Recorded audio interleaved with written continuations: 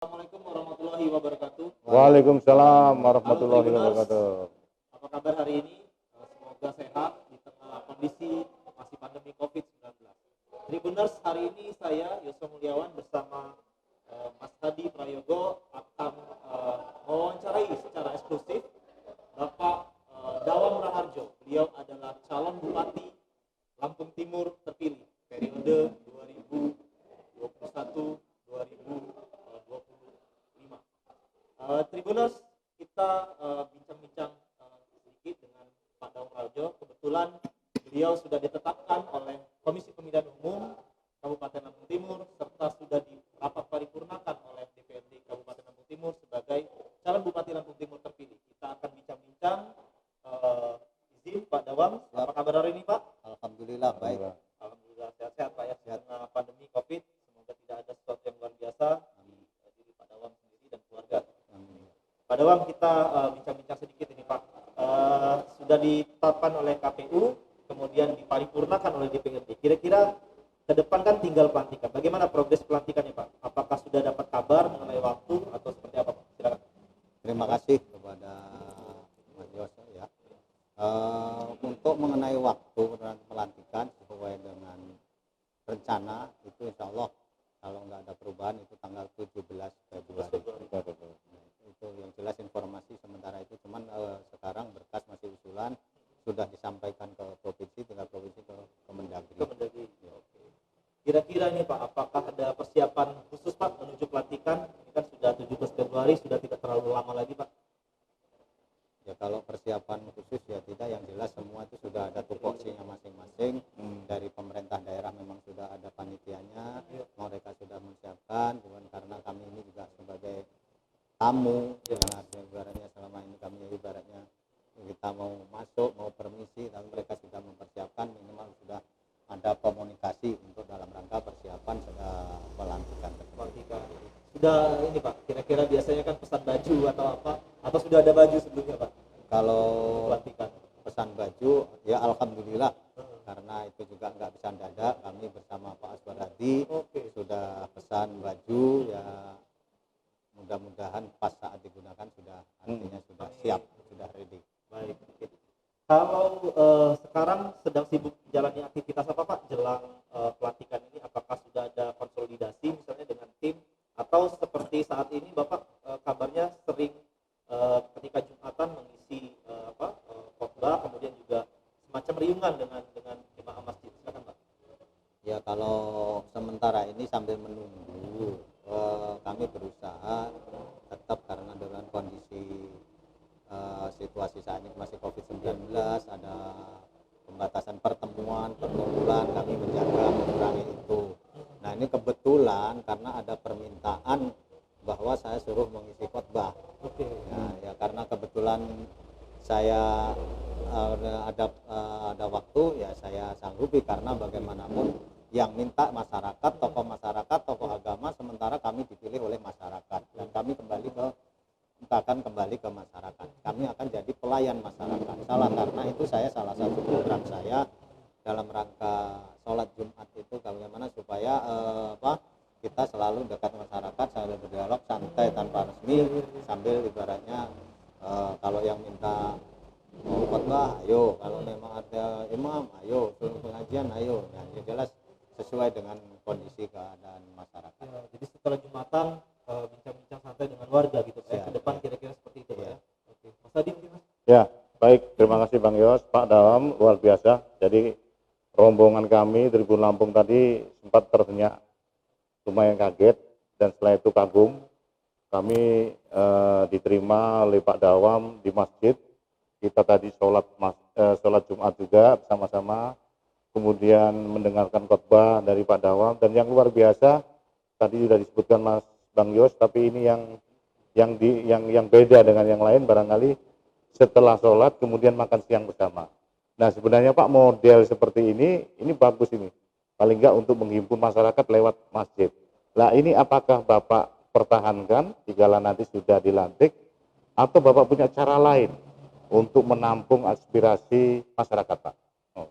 Terima kasih. Yang jelas ini memang kita akan mulai Karena di samping kita beribadah nggak langsung kembali pulang, bisa berdialog dengan masyarakat, jamaah dan para kiai, mungkin tokoh-tokoh, mungkin ada yang disampaikan sebelumnya supaya nggak berpikir ke rumah, kita adakan riungan.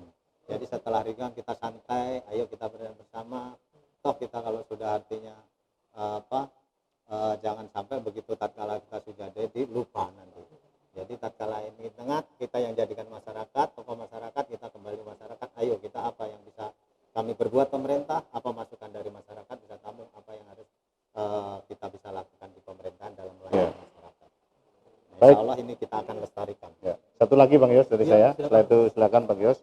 Jadi Pak, begini Pak, untuk membedakan kepemimpinan Pak Dawam ini dengan bupati-bupati yang lain tentunya, apa kira-kira fokus pembangunan untuk Lampung Timur ini, khususnya untuk masyarakat?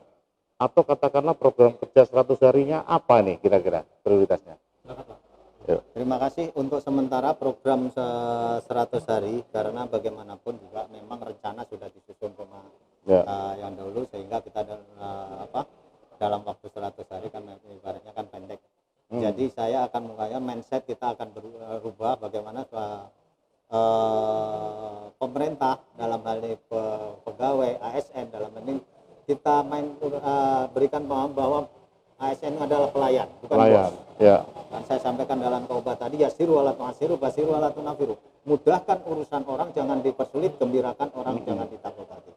Kita lihat kita ini sebagai pelayan, harus melayani dengan yang sebaiknya. Apa mau puas semua? Belum tentu. Minimal bagaimana bisa membuat puas bagian masyarakat. Baik, Pak, di Lampung Timur ini ada ikon Pak, Taman Nasional Waikambas. Nah, kira-kira apa sudah ada terpikirkan oleh Pak Dawam untuk bagaimana support Pemkab Lampung ke depan untuk pengembangan TNWK? Silakan Pak. Untuk TNWK, karena bagaimanapun itu kan milik nasional, bukan artinya milik. Kita akan support, kita akan bersinergi dengan pusat. Bagaimana mengembangkan supaya artinya yang sudah bagus kita teruskan, yang belum yang harus supaya bisa menarik minat investor, minat ibaratnya wisatawan. Jangan baik dari luar negeri atau mungkin wisatawan domestik, sehingga dengan itu bangga bahwa Lampung Timur ini punya Taman Nasional Waikambas yang notabene ini adalah kebanggaan bukan saja daerah tapi juga nasional. Oke, yang lain lagi pertanyaannya begini Pak, ini agak sensitif sebetulnya, tapi semoga tidak ini Lampung Timur ini ada semacam citra ini Pak, yang citra yang sebenarnya dibuat-buat oleh kita sendiri, yaitu tempatnya begal gitu Pak. Banyak sekali orang-orang bilang, wah Lampung Timur, kalau sudah Lampung Timur agak ngeri, agak takut. Kira-kira bagaimana nih Pak pandangan Bapak untuk kira-kira ke depan supaya citra itu tidak ada lagi lah, kira-kira gitu, stigma negatif itu tidak ada lagi. Silakan Pak. Terima kasih. Yang jelas kalau dibilang begitu kami juga asli Lampung Timur juga artinya tidak menerima. Karena bagaimanapun juga di Bandar Lampung juga banyak yang notabene tidak terespons karena sudah mindset sudah lama pokoknya begal dari Lampung Timur, dari Lampung. Padahal nggak selamanya, bahkan orang ini. Nah inilah citra ini, apapun kita tidak bisa pungkiri. Ini yang harus kita rubah. Siapa yang merubah? Ya kita, masyarakat Lampung Timur. Innallaha yughayyiru ma biqaumin hatta yughayyiru ma bi anfusihim. Allah tidak akan merubah nasib suatu kaum, suatu bangsa kecuali kaum atau bangsa itu sendiri yang merubah. Nah, sekarang masyarakat Lampung Timur di sini ada nanti kita akan kerjasama ibaratnya dengan bersinergi dengan Polri, dengan TNI, bagaimana mengkondisifkan wilayah. Kalau wilayah aman, insya Allah investor akan bisa berbondong-bondong masuk ke Lampung Timur. Ya, ini kita beralih ke COVID Pak, COVID-19 di Lampung Timur juga beberapa kali masuk zona merah, walaupun sekarang kembali lagi ke zona oranye. Kira-kira pandangan Bapak ke depan untuk penanggulangan COVID-19 di Lampung Timur seperti apa Pak? COVID-19 bukan saja di Lampung Timur, memang ada perkembangan banyak di sini. Yang jelas kami berharap mengajak saya sendiri dan seluruh warga masyarakat, ayo sama-sama kita menjaga anjuran pemerintah, melaksanakan anjuran pemerintah, karena sebagai umat yang beragama kita harus taat kepada agama kita. Agama menganjurkan taat kepada pemerintah. Nggak mungkin semua itu cuma cukup pemerintah tanpa peran serta masyarakat. Dengan peran serta sama-sama menjaga COVID-19 COVID-19 mudah-mudahan segera hilang, bukan justru bertambah. Kita disiplinkan diri untuk tetap pakai masker, tetap menjaga jarak, dan cuci tangan pakai sabun dengan air yang mengalir. Itulah anjuran